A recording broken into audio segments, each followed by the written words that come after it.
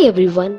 In this course, we'll be discussing about basics you need to know about COVID-19, under which our topics are: what is coronavirus, how does it work, what is COVID-19, how it spreads, reproductive number, social distancing, incubation period, symptoms, diagnosis, prevention, treatment, complications, who are at risk, what to do if you're sick, some of the myths and facts about COVID-19, and conclusion. As a part of introduction, I'd like to say that this course provides a general introduction to COVID-19, what it is and what is the structure, how it works, how crucial it is for human race, and the important preventive aspect, how to prevent this disease, and the treatment and diagnosis part. Moreover, we face a lot of myths during this outbreak because since it is a new type of a virus, we have lack of knowledge.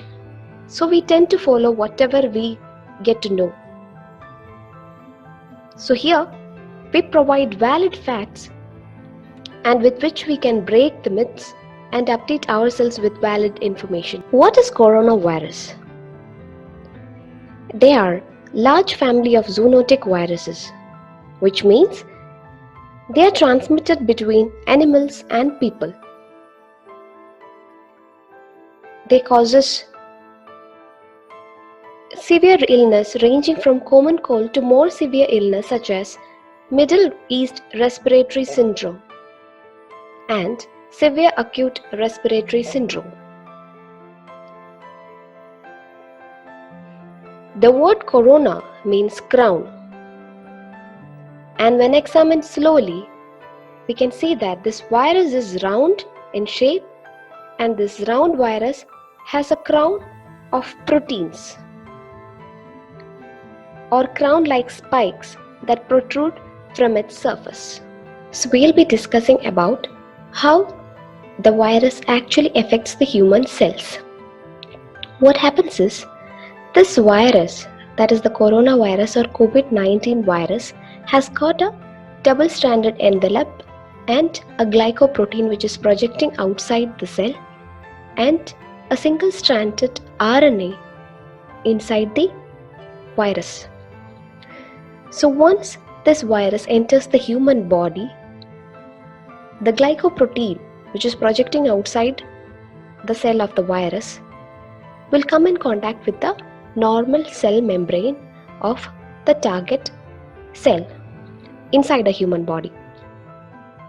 Now, what happens is, once this virus molecule come in contact with the cell membrane, the glycoprotein present on the virus particle will help in the endocytosis or the entrance of the virus molecule into the cell through the cell membrane, and hence the virus molecule or the virus particle enters the cell cytoplasm. Once it enters the cell cytoplasm, it releases the RNA and which will further results in the replication of the RNA molecules, and N proteins will also be released inside the cell. Now, once this process happens, the virus then move out of the cell by a process called endoexocytosis.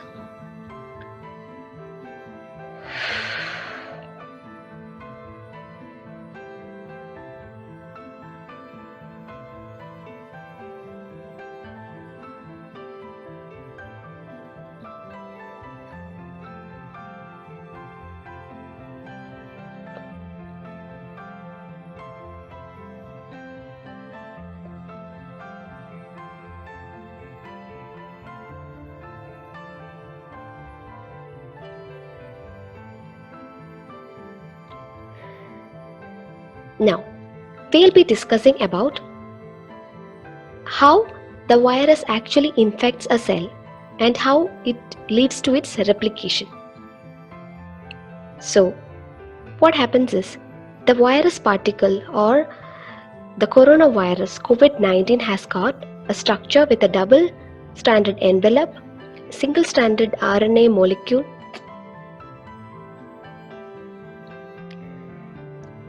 we'll be discussing about how this virus particle actually infects a human cell, what it really happens.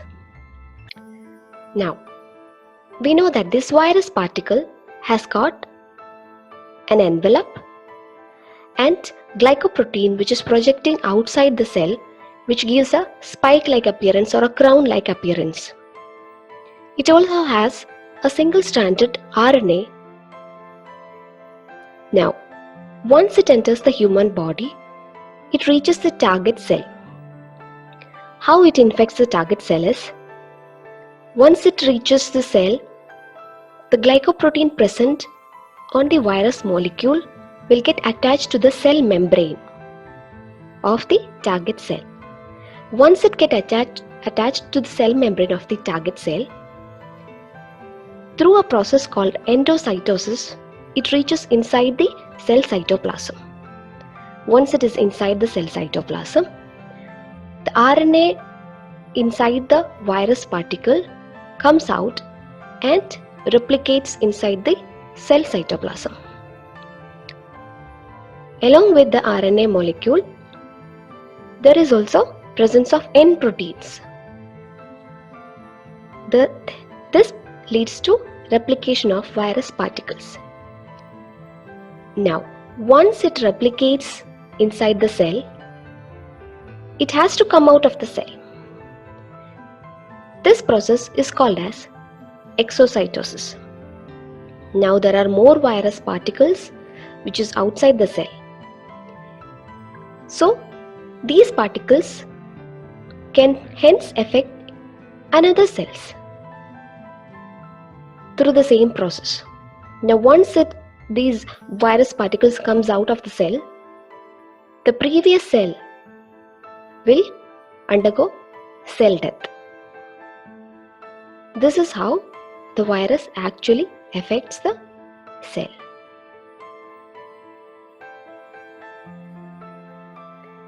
What is COVID-19? COVID-19 is the infectious disease caused by the most recently discovered coronavirus. In December 2019, the first reports of an unknown respiratory infection emerged from Wuhan, a place in China. The source of that infection was quickly identified as a novel coronavirus. On February 11, 2020, the World Health Organization officially named this novel coronavirus as COVID-19. COVID is a short form for coronavirus disease. It is the official name of the disease. World Health Organization Chief Tedros Adhanom Ghebreyesus said, CO stands for corona, V stands for virus, and D stands for disease. And the number 19 refers to the fact that the disease was first detected in 2019, though the outbreak occurred in 2020. How it spreads? It spreads through person-to-person spread from contaminated surfaces or objects, or community spread. Person-to-person spread. It can spread between people who are in close contact with one another. Through respiratory droplets produced when an infected person coughs or sneezes within about 3 feet or 1 meter. These droplets can land in the mouth or noses of people who are nearby or possibly be inhaled into the lungs. According to the Centers for Disease Control and Prevention, a person with COVID-19 is most contagious when they are showing symptoms. Spread from contaminated surfaces or objects. like a pen, book, or a towel, or anything of that sort which comes in close contact with an infected person, and then if another person touches it or come in close contact with these objects, there are high chances of getting infected. Community spread. It means people have been infected with the virus in an area, including some who are not sure how or where they become infected. Like there is an infected person, he comes in contact with another lady, she gets the infection, and from her she can transmit to another person, and from her to another, maybe one or more than one person, and so on. This continues like a chain and gets into community spread. Reproductive number. What is a reproductive number? Viruses are given a number called as R0 based on how quickly they spread. This number is known as reproductive number. We can explain it much clearly by a graph. Imagine there is a graph with number of infected individuals and time. If the reproductive number gives a straight line, it means R0 is equal to 1. That is, one infected person passes the infection to one new person. As I said, based on how quickly they spread, that is R0. So R0 1 is one person infecting another one person. If R0 is less than 1, it says that infection period is less.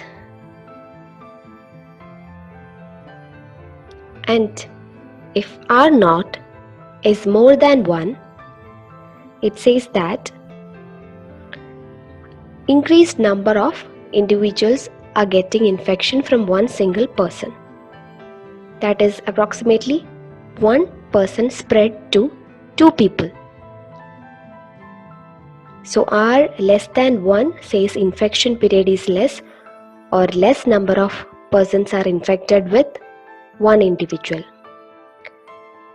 And R is 0 says that it is steady, one person infecting another one person. So the infection is steady. And if R is more than 1 says that it is continues to spread, which is more critical. That is, one person can infect more than one, that is 2 or more. Currently, the current estimate of COVID-19 is approximately 2.2, that is R0 2.2. What is social distancing? Social distancing is a non-pharmaceutical infection prevention and control. It is an intervention implemented to avoid or decrease contact between those who are infected with a disease-causing pathogen and those who are not, so as to stop or slow down the rate and extent of disease transmission in a community. This eventually leads to decrease in spread, morbidity, and mortality due to the disease. For example, if two people maintains a distance of at least 2 meters or 6 feet, there are less chances of spreading this infection from one to another. In detail, imagine this is a person who is infected with COVID-19. He comes in close contact with 3 other persons, and each of them in turn come in contact with 3 more. This cycle continues, and these 3 come in contact with another 9. This cycle continues, and you can see that from a single infected person, the infection has reached to different sections, and almost majority of them are infected. How can this be prevented? This can be prevented by a method called social distancing. Imagine that this person, the single person, infected person, stay at home, or rather the other people stay at home, work from home, or avoid unnecessarily meetings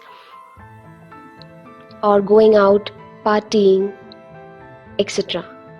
So if they stay at home, they have less chance to get infected, and these three persons won't be infected, and hence the entire group of people won't be infected.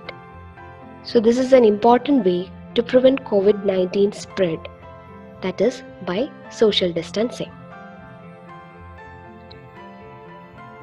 Incubation period. Imagine there is an infection and you get contracted with the infection, and the disease or the symptoms of the disease are seen at a later stage. So the time between when you contract the infection and you develop this disease or symptoms is known as an incubation period.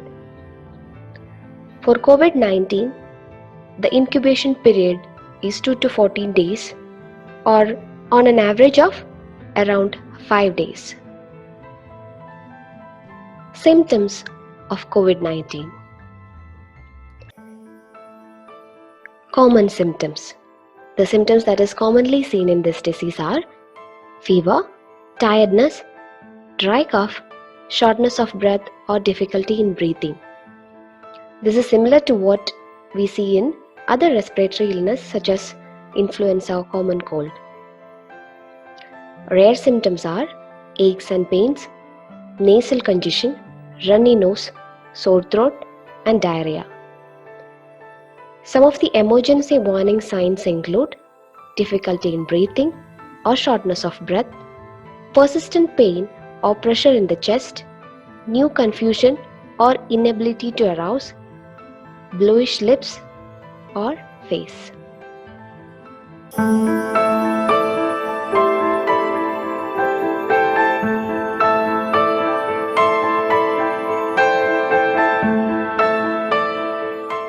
Coming to the diagnosis part of COVID-19, it is very important for tracking the virus.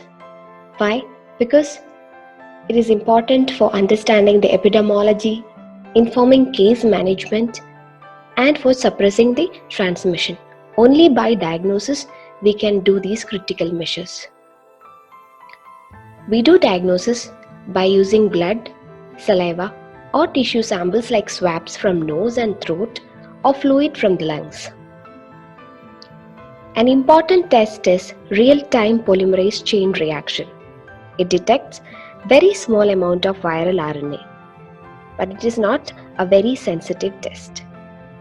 In severe cases, we have chest CT to detect presence of viral pneumonia. Presently, there are few molecular assays which are coming into action for detecting the viral strains as well as the similar genomes. Prevention of COVID-19. We know that the treatment is a very difficult part for COVID-19 as there are no vaccines till date. So it is always better to prevent this disease from infecting you. There are few steps for preventing the disease. Wash your hands, often with soap and water, for 20 seconds or use an alcohol-based hand sanitizer. Cover your mouth and nose with your elbow, tissue or cloth when you cough or sneeze. And then this tissue or cloth can be thrown off.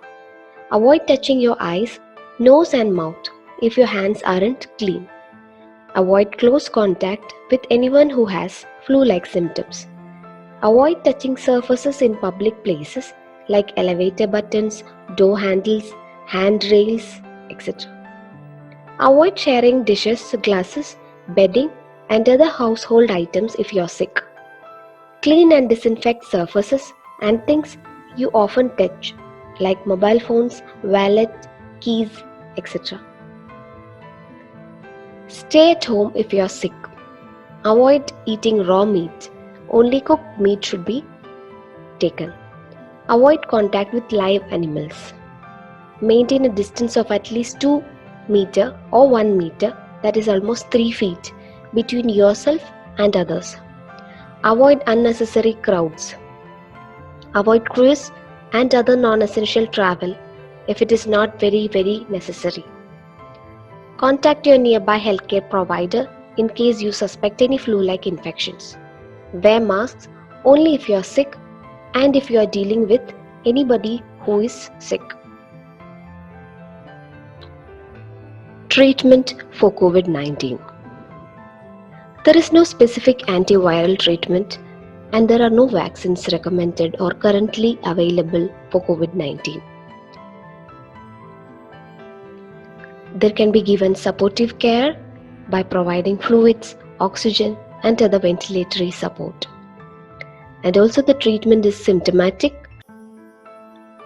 Mechanical ventilation may be necessary in cases with respiratory failure, and hemodynamic support can be given in case of shocks, and other symptomatic cases can be treated. Other than that, there are no vaccines till date. But definitely scientists are behind this and hope we'll be getting a vaccine against this deadly disease. Some of the complications of coronavirus or COVID-19. There are cases detected with novel coronavirus infected pneumonia, as it is mostly infecting the lungs or the respiratory system. Acute respiratory distress symptoms are reported, cardiovascular shock in most of the cases, severe muscle pain, fatigue, and heart attack.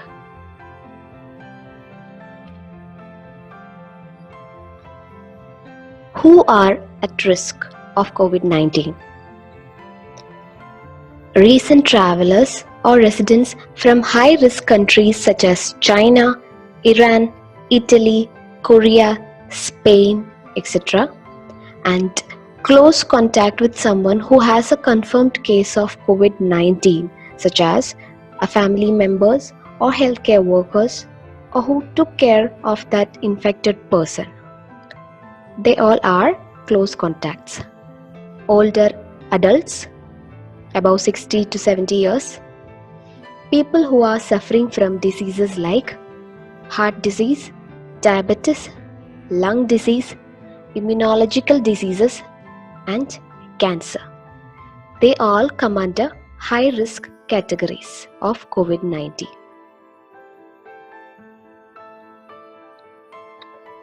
What to do if you are sick with COVID-19? If you doubt any symptoms or recent exposure to the suspected case, then contact your doctor or nearby healthcare workers right away if you have COVID-19 symptoms and you have possibly been exposed to the virus or you had any possible contact with an infected person. Give proper travel history. It should be given in detail to the doctor if you have recently traveled internationally, especially to high-risk countries. Call your doctor ahead to tell him or her about your possible exposure before you go to your appointment, so that they can take necessary protective measures at the hospital itself. If you are not admitted and is advised for home isolation, then it's better to stay at home and you should restrict activities outside your home, except for getting medical care. You should also avoid going to public places and using public transportation like traveling by bus, rickshaws, taxis, train, metros, etc. Stay in a specific room. Separate yourself from other people and animals at home. Wear a face mask. Clean and disinfect all common surfaces that you come in contact with. Some of the myths and facts that we come across COVID-19.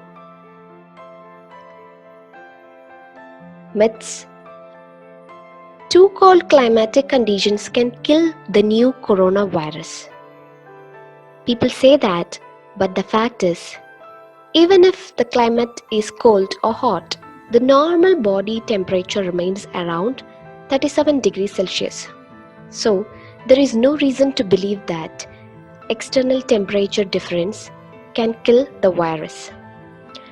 Another thought is, the intensity of COVID-19 would taper down and ultimately vanish with temperature going up.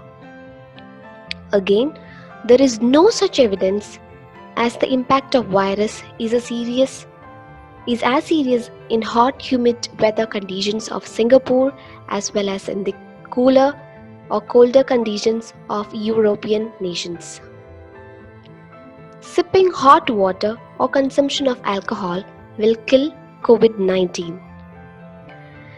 Once the virus reaches your throat, it will affect the cells and it cannot be killed by just drinking hot water or on alcohol consumption.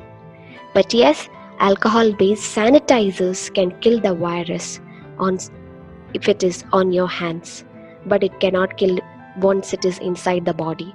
So make sure you use hand sanitizers regularly and wash your hands or clean your hands for at least 20 seconds. Another myths are, coronavirus could be transmitted by mosquitoes. The fact is, coronavirus is a respiratory virus which spreads primarily through droplets generated through infected person's cough, sneeze, saliva, or discharge from the nose.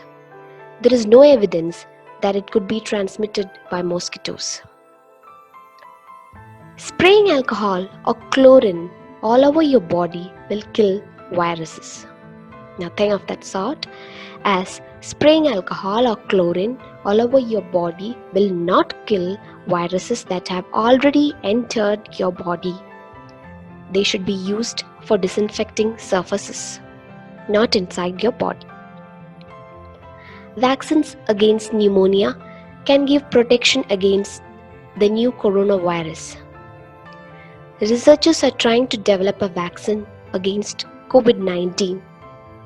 The virus is so new and different that it needs its own vaccine, and vaccines against pneumonia cannot be used against COVID-19. Eating garlic can protect people from new coronavirus.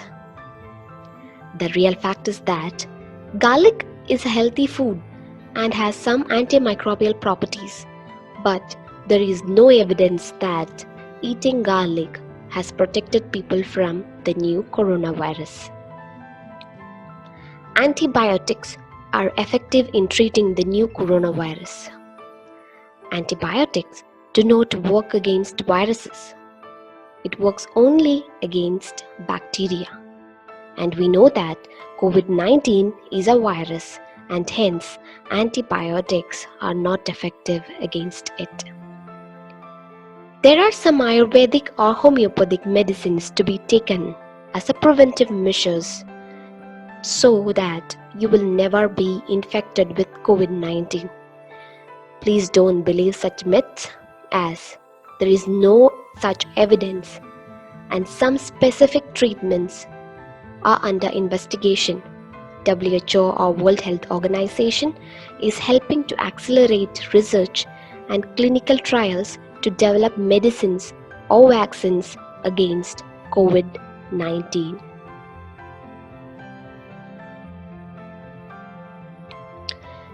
Another myth is that you should not consume non-vegetarian foods as they can spread COVID-19. The real fact is that the chances of getting the virus through cooked meat is not reported, but as a general precaution, the meat should be consumed after it is properly cooked. Stop buying products online as they come from different nations including China, and packages might contain virus.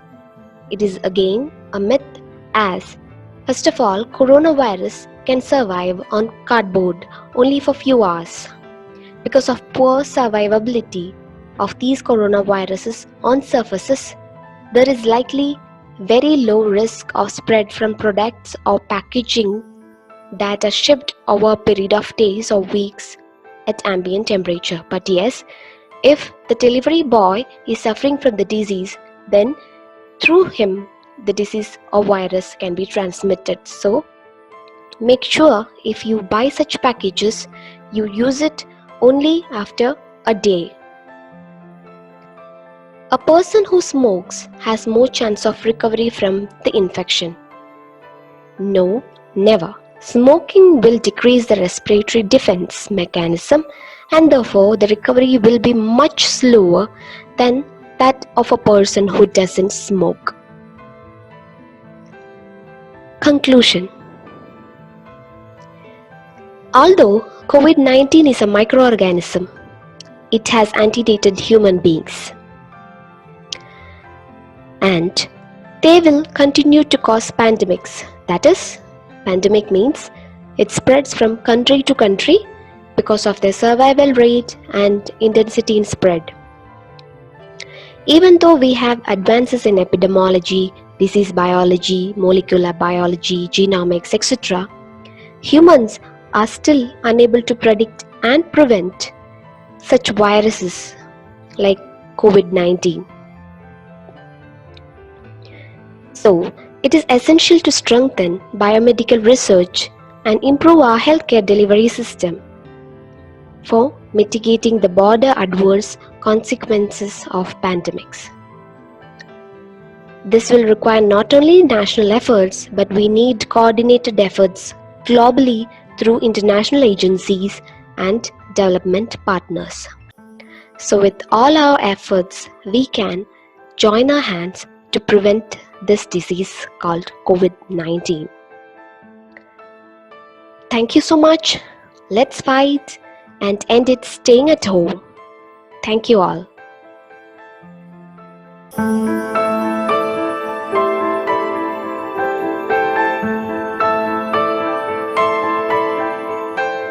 Let us move to another important topic, that is, when will COVID-19 end? This is a very important question. So before speaking on it, I would like to discuss about an important topic, that is immunity. What is immunity and what are the types of immunity?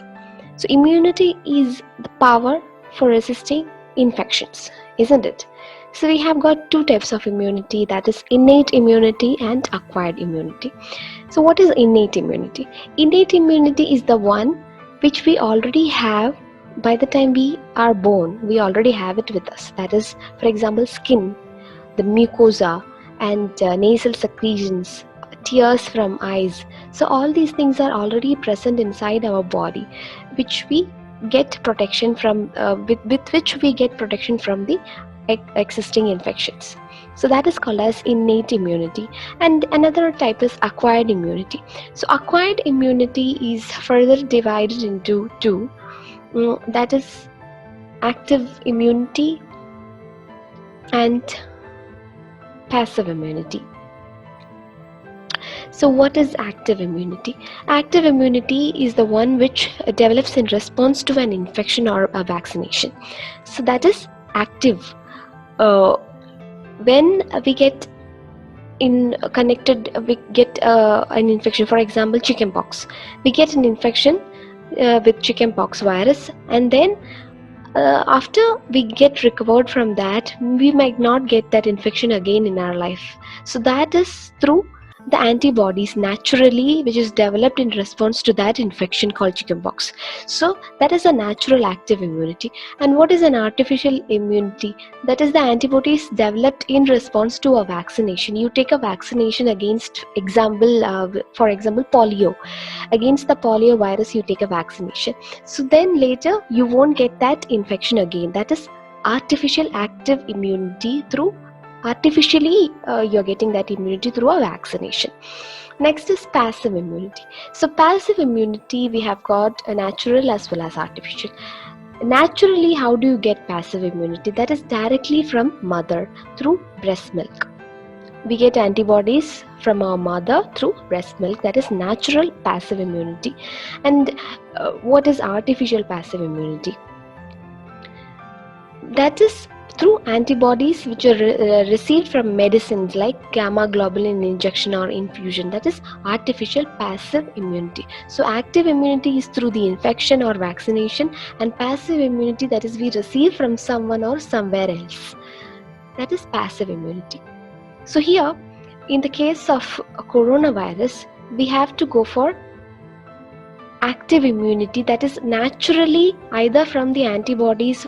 For example, a person who has already infected with COVID-19, he might recover, and later his body will have antibodies against this organism.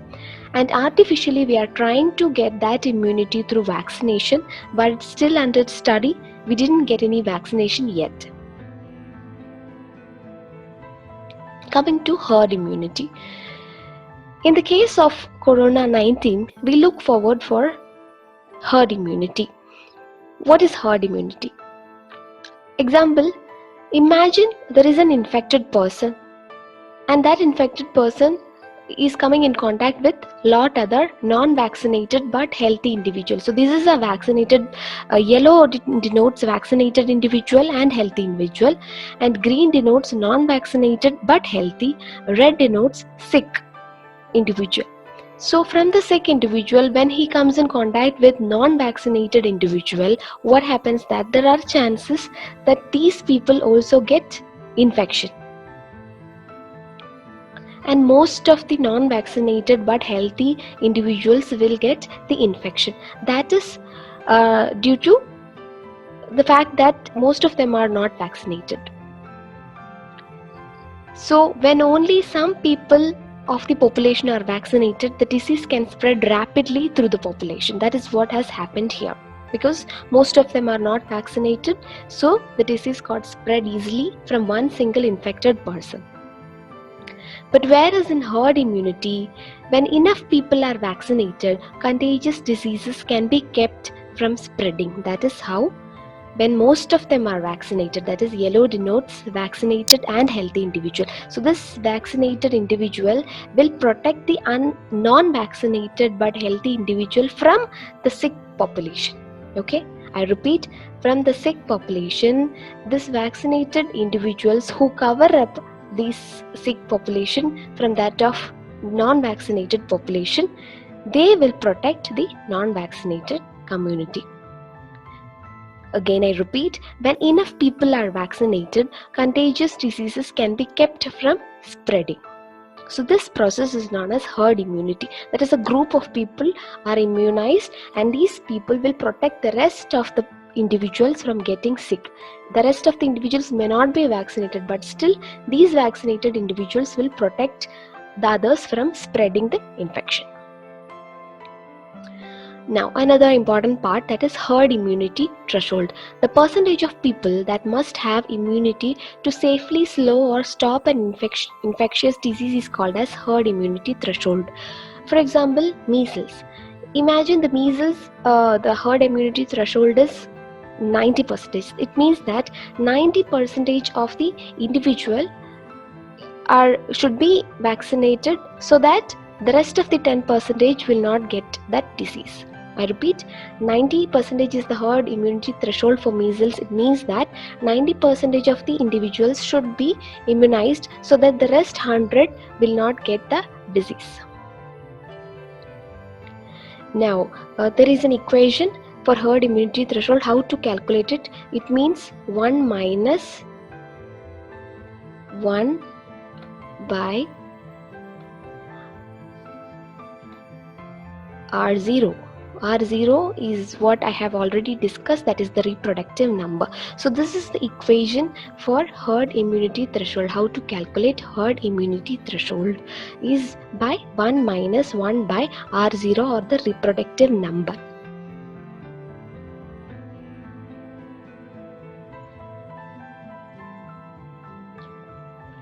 Okay, now what is vaccination in the case of COVID-19?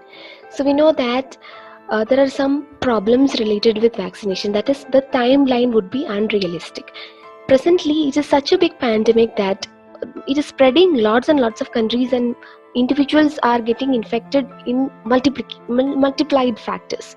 Each day, many are getting infected. So, it's very important that we get a vaccine very soon. So, the time a line will be unrealistic here, because usually a vaccine to be produced, there should be some specific time period, like 6 months to 1 year or 1 year to 2 years. Some time period is definitely required. So here the timeline would be unrealistic in the case of COVID-19.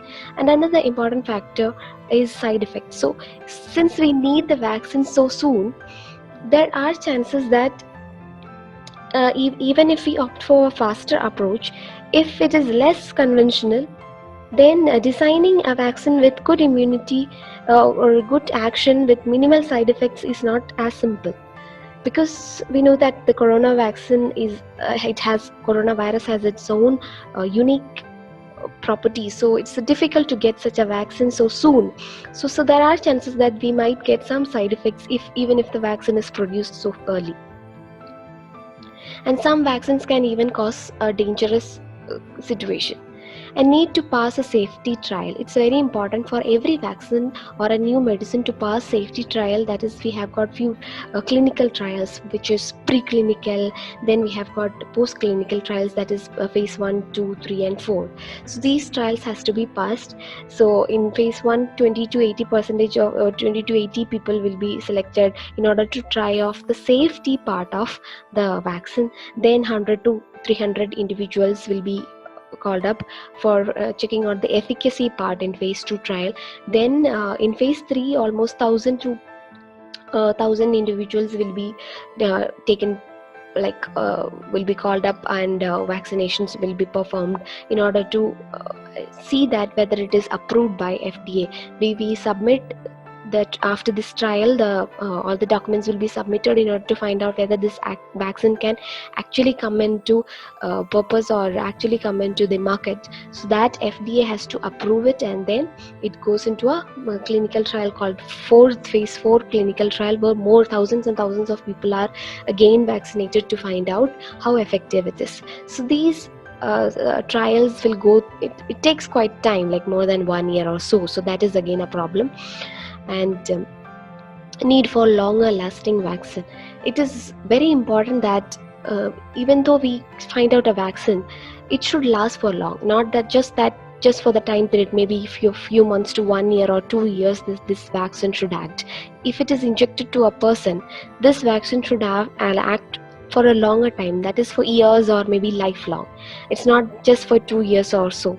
So that is another important part, because we don't know whether after 2 to 3 years we might encounter such coronaviruses again. Hopefully not, but what if we encounter such virus again? So it's necessary that these vaccines should last longer if it is injected in a person. So these are the important part in the case of vaccine that the organizations are facing right now. So once all these factors are put up or solved, we'll definitely get a proper vaccine for the COVID-19. So we all will pray and hope for that. So that's all in the case of the topic, that whether the about the ending part of COVID-19.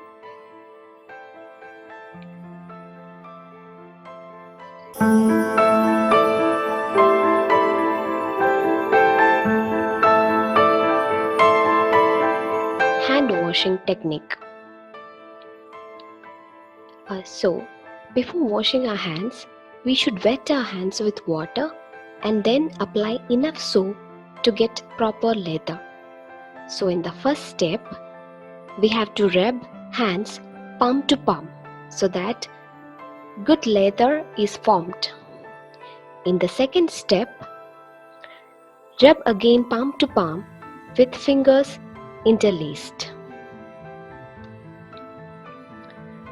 Third step is rub right palm at the back of left palm with interlaced fingers and vice versa. Fourth step, rub base of your left thumb with right hand and vice versa. In the fifth step, back of your fingers should be rubbed to opposing palms with fingers interlocked. 6. Rub tips of fingers in opposite palm in a circular motion. Both hands should be done. Then rub each wrist with opposing hand.